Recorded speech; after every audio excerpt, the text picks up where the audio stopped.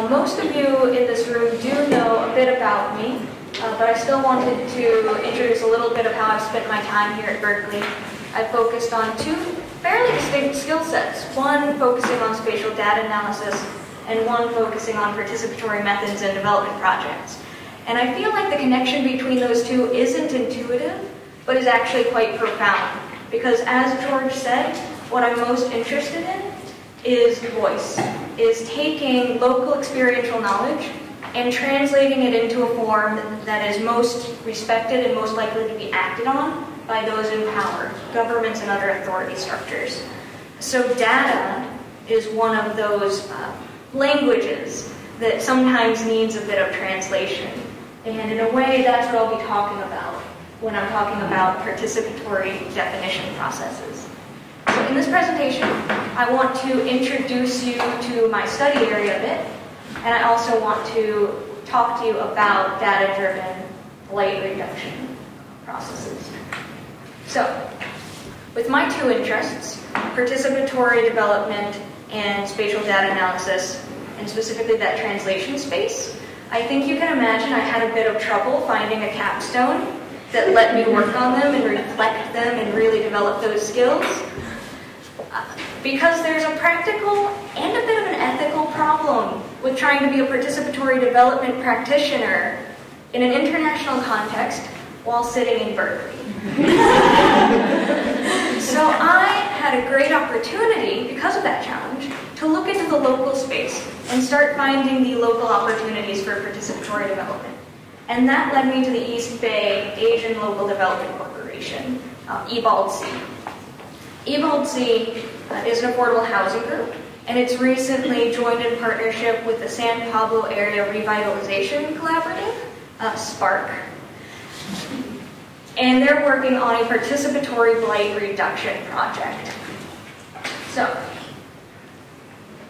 the area we're working in, that I'll be calling the San Pablo Corridor, is the neighborhoods around about a 1.5-mile stretch of San Pablo Avenue in West Oakland. In the San Pablo corridor area that I've outlined, there are about 8,000 residents. 1/3 live at or below the poverty line, and 3/4 rent their housing instead of own it. Despite that high rental rate, there are still high vacancies in this area. So there are a lot of housing units that are going unfilled. West Oakland in general has recently been highlighted in a way that isn't exactly flattering. The Alameda County Public Health Department published a report in 2008 that showed that West Oakland residents were more likely to be born premature and underweight. They underperform in school metrics and are more likely to drop out. And most starkly, a black resident of West Oakland has a life expectancy that's 15 years shorter than a white resident of the nearby Oakland Hills. That shows a powerful connection between place and outcome in terms of health and quality of life. That correlation, causation, I'm not going to get into that debate, but certainly we can connect the two by what we call the social determinants of health, which in the broadest terms says that it's more than your access to health care and your personal choices that determines your health outcome. It has a lot to do with where you live and what that environment has in store for you. So, all of that should, I hope, establish that there's a connection between outcome and place, and establish a reason behind looking at blight reduction as a possible way to help improve lives and quality of life.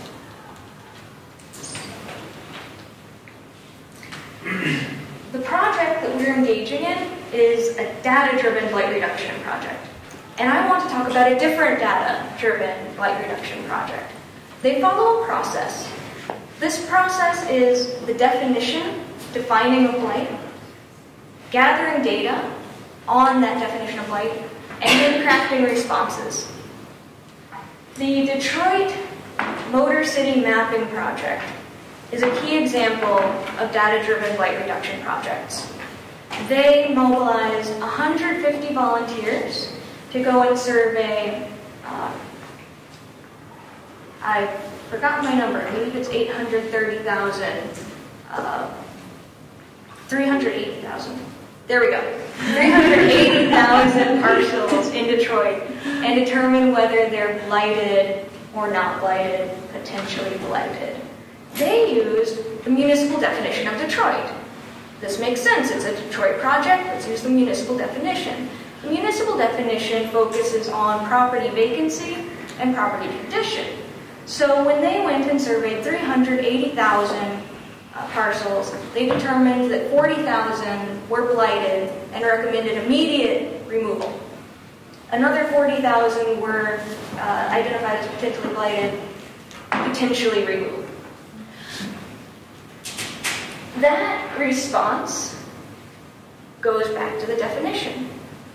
The response is reflecting the priorities and needs of the city of Detroit as reflected in the definition, right? So we finally get to the point of my project, which is we need a definition that reflects the needs and priorities of the people we care about.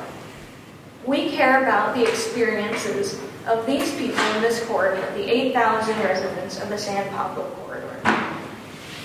If we want a response that reflects their needs and priorities, we need to start at the beginning.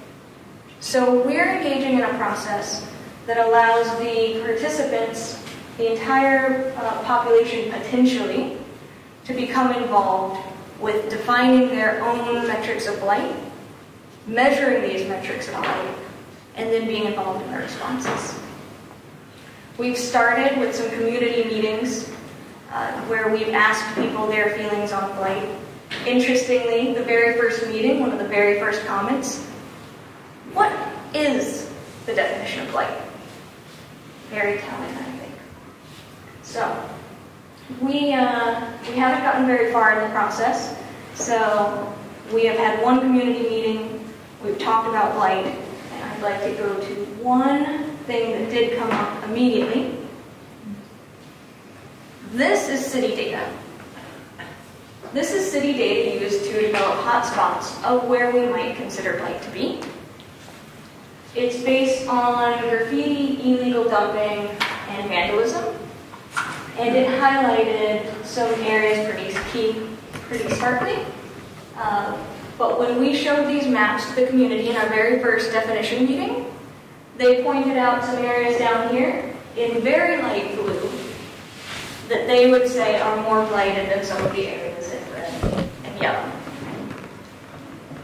I don't yet have a heat map based on data gathered by the residents of the San Pablo corridor, but I already have an indication that it's not going to look like this. So to craft responses based on their needs and priorities, I don't want to use this map. I want to use their map. And that's the purpose behind this participatory definition, participatory data gathering, and then determination of responses. And in my little kitschy last line, it's a data-driven project, and that's fantastic. But anytime you all want to get engaged in a data-driven project, I want you to ask, who is driving? Who is driving? Okay? Thank you.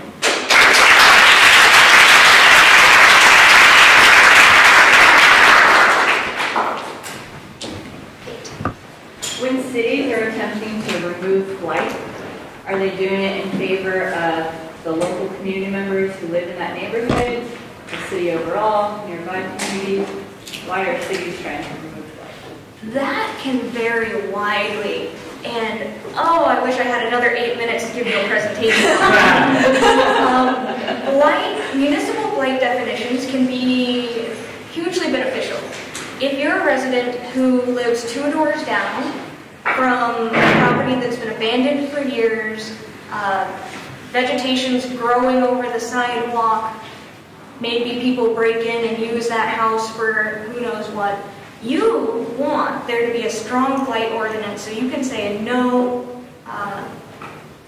inarguable terms, that property is blighted, I need the city to come and do something about it. right?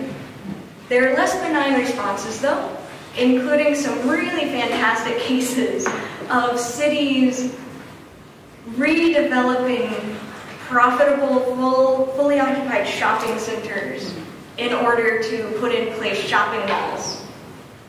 The original, I'm thinking of a specific case in Missouri where the original shopping center was deemed blighted because it did not have a Nordstrom's.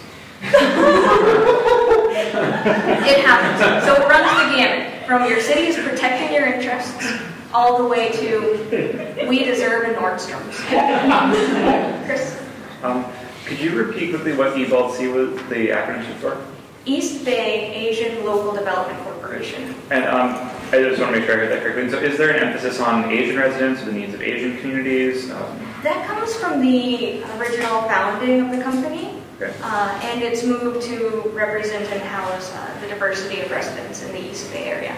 Thank you. What is Blight? What is Blight? Come to our meeting. So no, every municipality, every state is likely to have its own definition of Blight. I looked into quite a few of them. There's a lot of variety.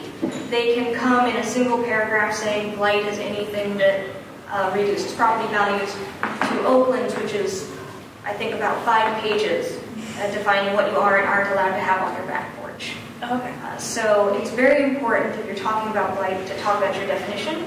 It's the biggest lack in this presentation, but it's intentional because we're working on getting a definition that fits our uses. Cool. I think I heard a buzz, but Jenna? How are you, what's our outreach strategies for getting people from the community involved? Because I know like time of day, place, there's all sorts of things that can kind of deter or attract confused people. So what are some of the strategies to get a diverse opinion space? That's a great question. I have not been closely involved in that process. We've had one meeting so far that has a self-selected group of very interested community members. The idea is to get the ball rolling, have some early wins, and then to try to, through the publicity created by the early wins, draw in more participation. I think I might be extending Kate's question, but this zone is becoming a very powerful growth center for gentrification. Where does your organization stand on gentrification? So we're working in collaboration with SPARK, the San Pablo Area Revitalization Collaborative, and it's one of the core beliefs in it that we need to most strongly advocate for the rights and livelihoods of long-term residents. That being said, we're not, to my knowledge, at least at this point, specifically identifying things as pro-gentrification or anti-gentrification. I have my own hopes on it, but I don't get from your expression that I answered that adequately. No. I just think that maybe an organization like this would be a different group, especially the sponsorship, because the owners are not the same as the applicants. Okay. So you said that the indicators that the community would have used were different from the ones that are listed down below. What were some of those indicators? Do you have Indicators for the community? Yeah. Well, we've only had one meeting, but some of the things that rose to the top is there's a strong emphasis on much less tangible indicators, connections. The locations highlighted, this is a very quick list, in a way, visual list of the most loved places that came up in our first meeting. Most of these are locally owned businesses that people feel particularly positive about. So we might be looking at a very difficult to measure and very different set of indicators than the city one.